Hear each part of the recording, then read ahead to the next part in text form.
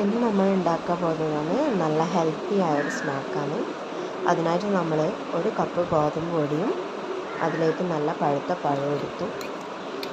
ശേഷം ആ പഴം നമ്മൾ നന്നായി ഒന്ന് ചെടുത്തു. ഇനി ഈ ഗോതമ്പ് പൊടിയിലേക്ക് കുറച്ച് ഉപ്പ് കൂടി ഇട്ട് അത് നന്നായി ഒന്ന് കുഴച്ചെടുക്കാം.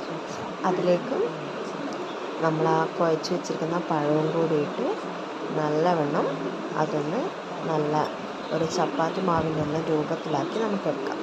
അത് കൈകൊണ്ട് കുഴക്കുമ്പോഴായിരിക്കും അതിൻ്റെ ടേസ്റ്റ് വരിക. അതുകൊണ്ട് തന്നെ നമ്മൾ കൈകൊണ്ട് തന്നെ നല്ല വൃത്തിക്ക് അതിൻ്റെ മാവ് നമ്മൾ കുഴച്ച് വെച്ചിട്ടുണ്ട്. ഇനി നമുക്കതിൻ്റെ ഫില്ലിങ്സ് ഉണ്ടാക്കാം. ഫില്ലിങ്സ് തയ്യാറാക്കാനായിട്ട് നമുക്ക് വേണ്ട തേങ്ങയും അവലും ഏലക്കായും വെല്ലവുമാണ്.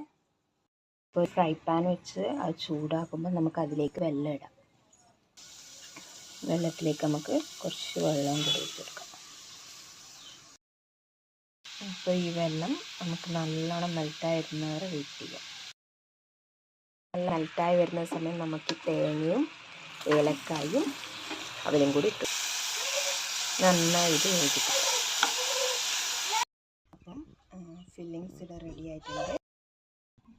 ഇനി കയ്യിൽ കുറച്ച് എണ്ണയാക്കിയിട്ട് നമുക്ക് ഈ ഫില്ലിങ്സിലേക്ക് ഇതിൻ്റെ ഷേപ്പിലാക്കിയിട്ട് നല്ലൊരു റൗണ്ട് ഷേപ്പാക്കിയിട്ട് നമുക്കിത് എടുക്കാം. അതിനുശേഷം ഒരു ഇഡ്ഡലി ചെമ്പിൽ സ്റ്റീം ചെയ്യാനായിട്ട് വെള്ളം വെക്കാം.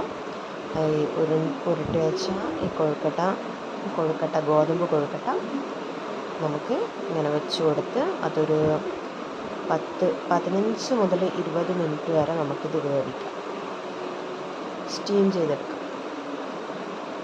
അപ്പം 15 മിനിറ്റിന് ശേഷം ഇത് തുറന്ന് നോക്കിയപ്പോൾ നന്നായിട്ട് കുക്കായിട്ട് വന്നിട്ടുണ്ട്. എണ്ണയൊന്നും ഇല്ലാണ്ട് നമുക്ക് ഹെൽത്തി ആയിട്ട് കഴിക്കാൻ പറ്റിയ ഒരു നല്ലൊരു ഫുഡ് തന്നെയാണ്. സ്നാക്സായിട്ടും രാവിലെ ബ്രേക്ക്ഫാസ്റ്റായിട്ടും എല്ലാം കഴിക്കാൻ പറ്റുന്ന ഒരു സ്നാക്കാണിത്.